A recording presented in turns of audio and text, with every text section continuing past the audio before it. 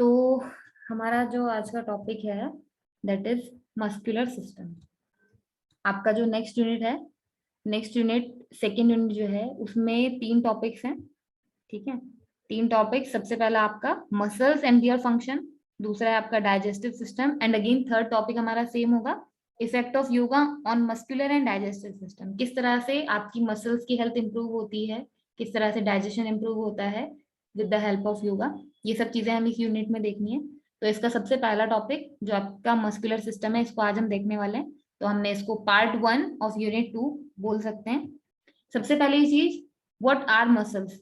Muscles basically क्या है, एक इलास्टिक टाइप की चीज है जो आपकी बॉडी में एक wide range of motion provide करती है। इलास्टिक कैसा होता है? इलास्टिक इज लाइक समथिंग, अगर उसको हम स्ट्रेच करें, कुछ ऐसा है, एक थ्रेड लाइक स्ट्रक्चर है। अगर हम इस पे एक फोर्स अप्लाई करें इन दिस डायरेक्शन और एक फोर्स अप्लाई करें इन दिस डायरेक्शन, तो दोनों ही कंडीशन में क्या होगा, ये बीच से एक्सपेंड होना स्टार्ट होगा। बट जैसे ही इस फोर्स को हम हटा लेंगे तो ये अपनी ओरिजिनल कंडीशन में वापस आ जाएगा। In that case this particular thing is known as elastic one. Similarly muscles जो हैं वो भी आपकी इलास्टिक होती हैं in nature, and this elasticity allow your muscles to move your bones. जैसे कि हमने अभी देखा ना, स्केलेटल सिस्टम में आपका जॉइंट मूव कर रहा था, आपका जो फोर आर्म है और जो अपर आर्म है दोनों एक दूसरे के ऊपर एक्सटेंड और फ्लेक्स करते हैं। एक्सटेंशन और फ्लेक्शन दोनों ही केसेस में आपकी मसल्स इंपॉर्टेंट रोल प्ले करती हैं। बट मसल्स का मेन काम क्या है? बोन्स के मूवमेंट को अलाउ करना या बोन्स को मूव करने के लिए एक सपोर्ट सिस्टम प्रोवाइड करना। कुछ मसल्स ऐसी हैं हमारी बॉडी में जो हमेशा काम करती हैं, ठीक है, without even your own permission. जैसे कि आपकी हार्ट बीट कंटिन्यू चलती है, आपकी ब्रीदिंग कंटिन्यू चलती है, आपका डाइजेशन कंटिन्यू चलता है।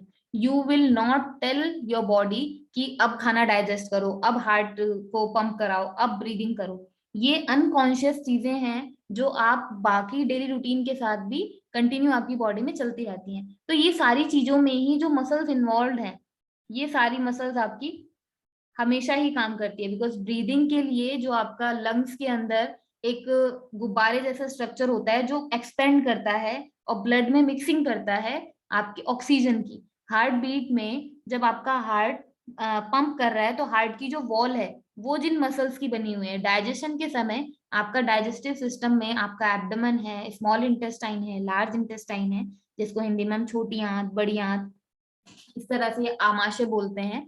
तो ये सारे टर्म्स जो हैं, ये सारे जो ऑर्गन्स हैं, इनकी जो इंटरनल लेयर है वो किसकी बनी हुई रहती है? मसल्स की। तो ये जितनी भी मसल्स हैं जो ब्रीदिंग में यूज हो रही है, हार्ट बीट में यूज हो रही है या डाइजेस्टिव सिस्टम में यूज हो रही है, ये अपने आप ही काम करती हैं और हमेशा कंटिन्यू काम करती रहती हैं। कुछ मसल्स ऐसी हैं जो आपके वॉलेंट्री कंट्रोल में होती हैं। वॉलेंट्री कंट्रोल का मतलब क्या है? ऐच्छिक नियंत्रण, जो आपकी इच्छा से नियंत्रित होती हैं, यानी कि जिनको कंट्रोल करने में आप अवेयर हैं। जैसे कि आपके बाइसेप मसल्स, ट्राइसेप मसल्स या आपके लेग मसल्स, जब आपको चलना है वो तभी मूव करेंगे। अगर आप बैठे हुए हैं तो आपके लेग के मसल्स ऑटोमेटिकली मूव नहीं करेंगे, उनमें मसल में कॉन्ट्रैक्शन केवल तब होगा जब आपको चलना होगा, उठना होगा, बैठना होगा। तो पर्टिकुलर ये कुछ चीजें हैं मस्कुलर सिस्टम की। सबसे पहली चीज, मस्कुलर सिस्टम यानी मसल्स जो हैं वो बोन्स के साथ अटैच होके पूरी बॉडी को स्टेबिलिटी और बैलेंस प्रोवाइड करते हैं। इंपॉर्टेंट चीज है, इंपॉर्टेंट पॉइंट है। अगर आपकी बॉडी का बैलेंस लूज होता है तो जितना भी मसल्स हैं वो पुल करती हैं अपने आप को टुवर्ड्स दियर सेंटर, आपको स्टेबल पोजीशन में लाने के लिए, which is very important point in the practice of yogic postures. Because suppose that if you are going to balance in Bakasana, आपको अगर पाम्स पे बैलेंस करना है, पाम्स के ऊपर अपनी पूरी बॉडी को लिफ्ट करना है, एंड आपकी बॉडी का वेट राइट साइड पे शिफ्ट हो रहा है, तो क्या होगा? If you know how to shift your body weight, तो आपको राइट साइड से बॉडी वेट शिफ्ट करके लेफ्ट साइड पे लाना होगा। यानी कि लेफ्ट साइड के पाम मसल्स को आपको, बाइसेप मसल्स को आपको एक्टिवेट करना होगा, आपको पर्टिकुलर उन मसल्स को पुल करना होगा, तब जाके आपकी पोजीशन जो है वो स्टेबल हो पाएगी। जितना भी आपका स्केलेटल सिस्टम है उसके ऊपर पूरी एक मसल्स की लेयर चढ़ी हुई होती है। मसल्स एक तरह से उसका कवरिंग का काम करते हैं। जैसे कि हम अपने बाइक पे, अपनी कार के ऊपर कवर चढ़ा देते हैं, उसके बाद कार दिखती नहीं है।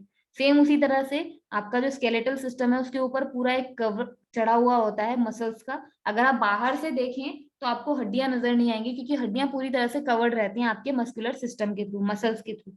जितनी भी मसल्स हैं जो आपके एब्डोमेन को, चेस्ट को या आपके बैक को कवर कर रही हैं, बेसिकली इनका काम क्या है, जो इंटरनल ऑर्गन्स हैं उनको प्रोटेक्ट करना ही इसका काम है। फॉर एग्जाम्पल, जो आपकी ऑब्लिक मसल्स हैं या ट्रांसवर्स मसल्स हैं और परपेंडिकुलर मसल्स हैं, जो आपके एब्डोमेन के ऊपर सामने वाली मसल्स हैं, जहाँ पे एब्स वाली पोर्शन जो आपका होता है, ये पूरा क्या काम करता है, इंटरनल जो ऑर्गन है आपके, कौन कौन से ऑर्गन इसके अंदर आते हैं, आपका एब्डोमेन हो गया यानी कि आमाशय जहाँ पे खाना जाता है, उसके बाद छोटी आंत, बड़ी आंत, स्मॉल इंटेस्टाइन, लार्ज इंटेस्टाइन जिसको बोलते हैं, पेनक्रियाज जो कि पेनक्रियाटिक जूस को बॉडी में मिक्स करता है आपके खाने में। इन सभी ऑर्गन्स को प्रोटेक्ट करने का काम करती हैं ये आउटर मसल्स, जो स्केलेटल मसल्स आपकी होती हैं।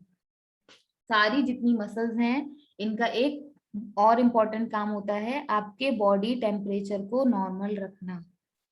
इन मसल्स की एब्सेंस में या मसल्स के किसी तरह के ब्रेकेज में, फॉर एग्जाम्पल अगर आप कुछ हैवी वेट अचानक से पुल कर लेते हैं, मसल्स टूट जाते हैं, तो हल्का हल्का फीवर बॉडी में रहने लगता है। उसका रीजन क्या है, क्योंकि मसल्स का ही काम है बॉडी का टेम्परेचर मेंटेन करके रखना। अगर मसल्स को कुछ प्रॉब्लम है या मसल्स में कुछ प्रॉब्लम है तो बॉडी टेम्परेचर या तो थोड़ा सा बढ़ जाएगा या थोड़ा सा कम हो जाएगा।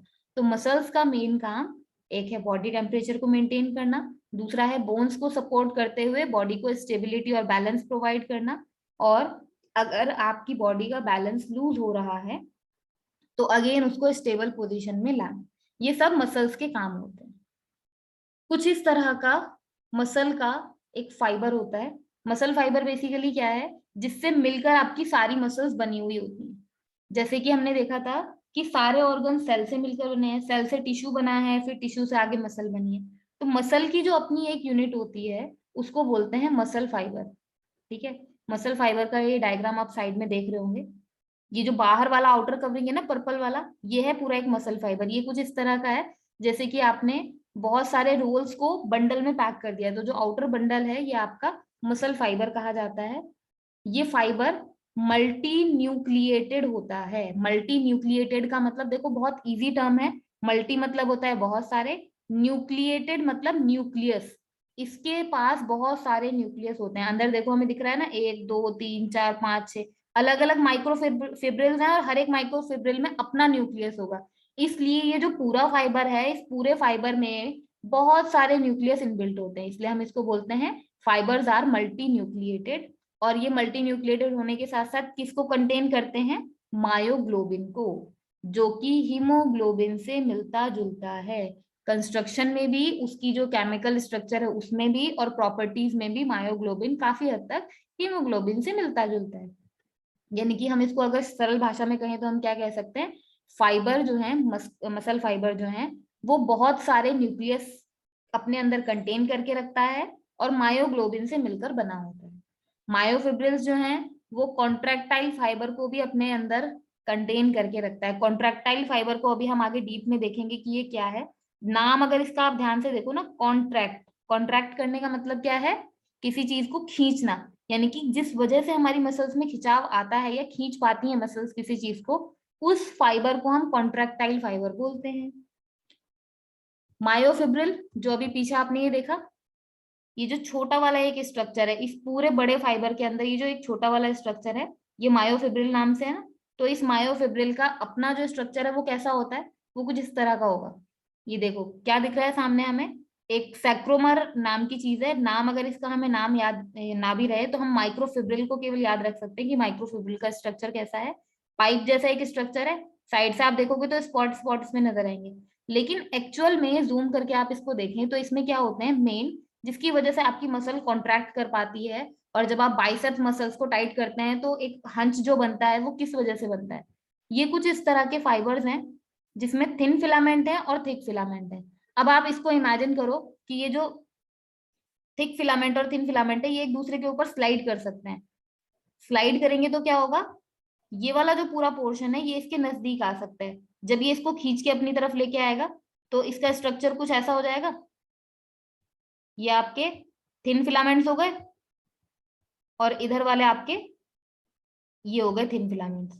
इनका जो गैपिंग है वो कम हो जाएगा। यहाँ पे ये आपके थिक फिलामेंट है जो इनको खींच कर नजदीक लेकर आए हैं। इस तरह का आपका स्ट्रक्चर थिक और थिन फिलामेंट का हो जाएगा जब मसल कॉन्ट्रैक्ट कर रही है। तो मेन काम आपका इन्हीं का होता है, जो जेड लाइंस के अंदर थिक और थिन फिलामेंट है। अब ये देखने में ऐसा लग रहा है कि ये रुका हुआ कैसे होगा, तो इसका जो एक्चुअल स्ट्रक्चर है ना वो कुछ इस टाइप का होता है। देखो जो थिन फिलामेंट है ये ऐसे सर्कुलर सर्कुलर शेप के होंगे, ठीक है। और जो थिक फिलामेंट है ये मायोसिन नाम का एक केमिकल है, उसके हेड है। ये इस तरह का स्ट्रक्चर जब एक दूसरे के ऊपर स्लाइड करेगा तो यहाँ से बीच में जो स्पेस है ये फंस सकता है ना बीच में, यानी कि इसकी ग्रिपिंग बन सकती है। तो ये जो एक्टिन की फाइबर है, एक्टिन नाम का जो मटेरियल है उसकी एक थ्रेड लाइक स्ट्रक्चर बना हुआ है। इसके कंपोनेंट को हम थिन फिलामेंट बोलते हैं। और थिक फिलामेंट आपका मायोसिन का बना होता है। जो थिक फिलामेंट इस थिन फिलामेंट के ऊपर स्लाइड कर सकता है, इसी की वजह से मसल में कॉन्ट्रैक्शन पॉसिबल हो पाता है। तो थिक और थिन फिलामेंट जिसमें याद रखने वाली चीजें क्या क्या हैं। सबसे पहला जो मायोफिब्रिल है, फाइबर का जो और छोटा पार्ट है, ये थिक और थिन फिलामेंट से मिलकर बना होता है। हर एक थिक हो चाहे थिन फिलामेंट हो, दोनों ही क्या होते हैं, स्ट्रैंड्स ऑफ प्रोटीन। यानी कि ये थिक फिलामेंट जो है ये भी प्रोटीन की एक स्ट्रैंड है, और थिन फिलामेंट जो है वो भी प्रोटीन की एक स्ट्रैंड से मिलकर बना है। और जब इनके हम कंस्ट्रक्शन को डीपली देखते हैं तो थिन फिलामेंट में आपके एक्टिन पाए जाते हैं, ठीक है, और थिक फिलामेंट में मायोसिन पाए जाते हैं। नाम कुछ हैं जो आपको ध्यान रखने हैं, जो इम्पोर्टेंट है। और साथ ही साथ वही चीजें यहाँ पे लिखी है, थिक फिलामेंट जो कि मोस्टली मायोसिन से बना होता है, और थिन फिलामेंट जो कि टेम्परली अटैच रहते हैं इसमें। एक्टिन के ये हेड्स होते हैं जो थिक फिलामेंट को अपने ऊपर स्लाइड करने के लिए अलाउ करते हैं। इस तरह से आपका मसल फाइबर का पूरा एक्शन होता है। यहाँ पे अगर आप देख पा रहे होंगे, मायोसिन का जो हेड है जब वो एक्सटेंड करेगा तो वो इस पे मूव कर सकता है। यहाँ से मसल फाइबर एटीपी को यूज करते हुए इसको आगे स्लाइड करेगी। जैसे हम मसल को कॉन्ट्रैक्ट करते हैं तो एनर्जी की जरूरत होती है ना, तो क्या होगा, एटीपी जैसे ही इस मायोसिन को मिलेगा ये एक्टिवेट होगा और ये आगे की तरफ स्लाइड करेगा या फिर पीछे की तरफ स्लाइड करेगा, जिसकी वजह से आपकी मसल्स कॉन्ट्रैक्ट होने लगेंगी। बिकॉज इसको आगे पीछे खींचने के लिए जो मेन कंपोनेंट है वो है आपकी बॉडी में एटीपी। अगर एटीपी है यानी कि एनर्जी है तो आप कॉन्ट्रैक्ट कर सकते हैं। सपोज कीजिए आपने पूरे दिन से खाना नहीं खाया है, आपके शरीर में ऊर्जा नहीं है, और आपको बोला जाए कि 20 kgs के बंडल आप उठाइए, तो पॉसिबल नहीं है, आपकी बॉडी कॉन्ट्रैक्ट नहीं कर पाएगी। बिकॉज अभी नेचुरली ये इस कंडीशन में है। इसको पीछे की तरफ स्ट्रेच करने के लिए, मसल को कॉन्ट्रैक्ट करने के लिए एटीपी की नीड है। जैसे ही एटीपी इसको मिलेगा तभी ये पीछे की तरफ स्लाइड कर पाएगा। लेकिन अगर ये पीछे स्लाइड नहीं कर पा रहा है तो it means we have absence of ATP due to which the contraction of muscle is not possible। तो इस तरह से आपका मसल का कॉन्ट्रैक्शन होता है।